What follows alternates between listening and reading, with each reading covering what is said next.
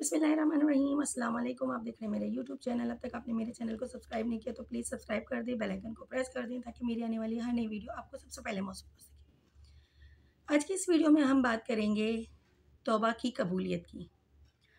हज़रत अब्दुल्ला बिन उमर रज़ी अल्लाह अन्हु से रिवायत है, रसूल अकरम सल्लल्लाहु अलैहि वसल्लम ने फरमाया, अल्लाह ताला बंदे की तौबा उस वक्त तक कबूल करता है जब तक गरगरा की कैफियत शुरू ना हो। जामे तिर्मिज़ी, सनन इब्न माजा।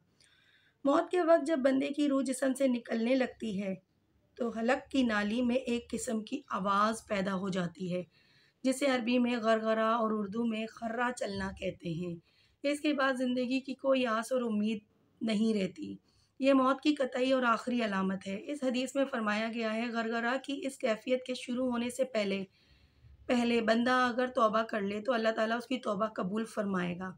गरगरा की कैफियत शुरू होने के बाद आदमी का राब्ता और ताल्लुक़ इस दुनिया से कट कर दूसरे आलम से जुड़ जाता है।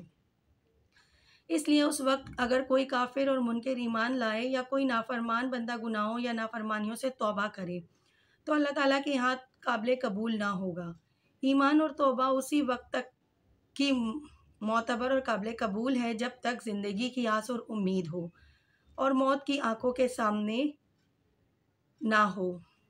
कुरान पाक में भी सराहत के साथ फरमाया गया है, ऐसे लोगों की तौबा कबूल नहीं जो बराबर गुनाह करते रहते हैं, यहाँ तक कि जब उनमें से किसी के सामने मौत आ खड़ी हो तो कहने लगते हैं, अब मैं तौबा करता हूँ। बंदे को चाहिए तौबा के मामले में टाल मटोल ना करे। मालूम नहीं किस वक्त मौत की घड़ी आ जाए और खुदा ना खास्ता तौबा का वक्त ही ना मिले। हमें भी चाहिए कि हम रोज़ाना इस्तग़फ़ार की तस्बीह पढ़ते रहें और अल्लाह ताला की बारगाह में अपने गुनाहों की माफ़ी मांगते रहें, क्योंकि जब तक सांस है तब तक माफ़ी की उम्मीद है।